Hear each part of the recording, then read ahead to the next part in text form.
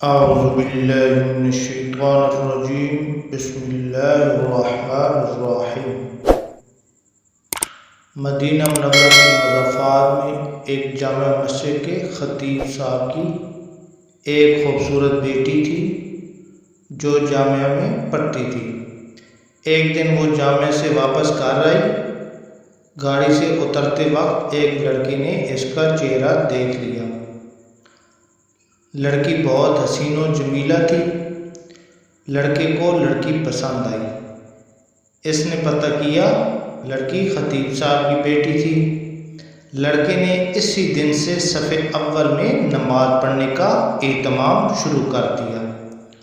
اذان سنتے ہی وہ مسجد کے دروازے پر پہنچ جاتا، نماز تک تلاوت قرآن میں مشغول رہتا۔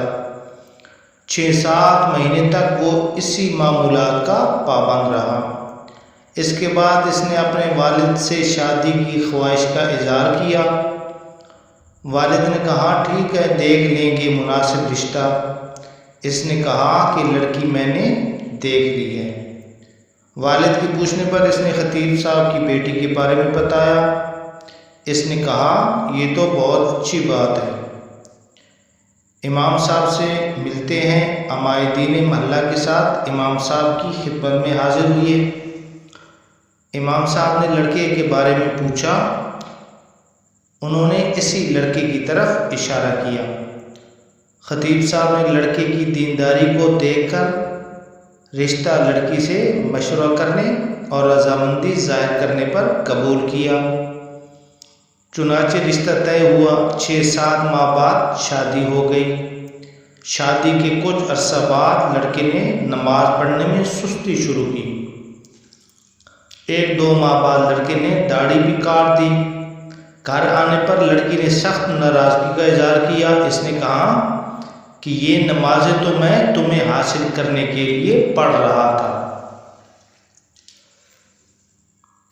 اب میرا مقصد حاصل ہو چکا ہے، اب کیا ضرورت مجھے نمازوں کی۔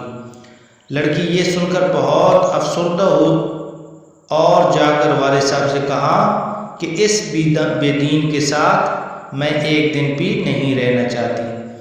یہ معاملہ محکمہ عدل تک پہنچ گیا۔ قاضی صاحب نے دونوں میں تفریق کا فیصلہ کیا۔ لڑکا بہت پریشان ہوا۔ اس نے بہت کوشش کی لیکن لڑکی کو دوبارہ نہ پا سکا۔ لڑکے نے ایک جادوگر سے مدد حاصل کرنے کا فیصلہ کیا۔ جادوگر نے بڑی رقم ادا کرنے کا مطالبہ کیا۔ لڑکے نے سارے پیسے پیشگی ادا کیے۔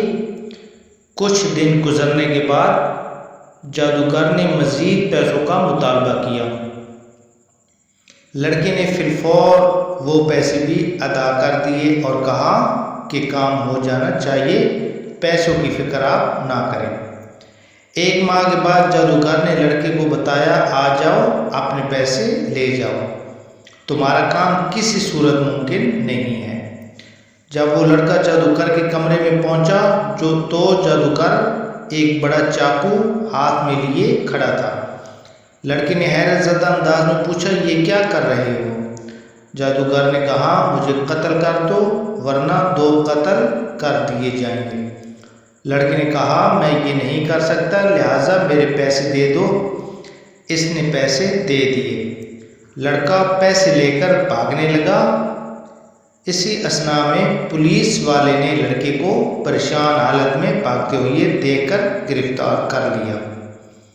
پیسے بھی ضبط کر لیے اور لڑکے کے توسط سے پولیس نے جادوگر کو بھی پکڑ لیا۔ جادوگر نے پولیس کو بتایا کہ مجھے مار ڈالو، میں نہیں چھوڑیں گے۔ پولیس نے دونوں کو قاضی کے پاس لے گئی۔ قاضی نے جادوگر کو پوری کہانی سنانے کا حکم دیا۔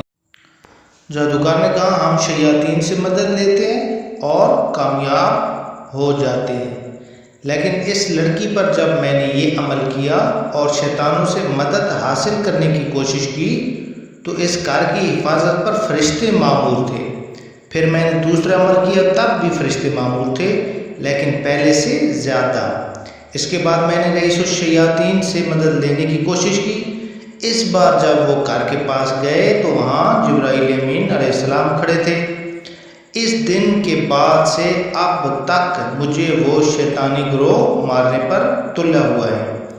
काजी साहब भी बड़े हैरान हुए। काजी साहब ने खतीब साहब को बुलाया। जब इमाम साहब तशरीफ़ लाए तो उन्होंने पूछा कि इमाम साहब आप क्या अमल करते हैं कि फरिश्ते आपके घर की हिफाजत पर मामूर हैं। उसने पूछा क्या हुआ, क्योंकि इमाम साहब को कुछ भी पता ना था कि यहाँ क्या चल रहा है। जब उन्होंने इमाम साहब को पूरी कहानी सुनाई तो खतीब साहब ने कहा कि हमारे घर में सुबह रोज़ाना सूरतुल बकरा की तिलावत होती है, और जिस घर में सूरत बकरा की तिलावत होती है उस घर पर जिन्नात और शयातीन का कोई असर नहीं होता। नेक ख़ानदान की हिफाजत अल्लाह ताला के लिए अल्लाह ऐसा इंतज़ाम करता है। जो भी नेक आदमी होता है जिसके घर में कुरान पाक की तिलावत होती है, अल्लाह पाक उस घर की खुद हिफाजत करते हैं।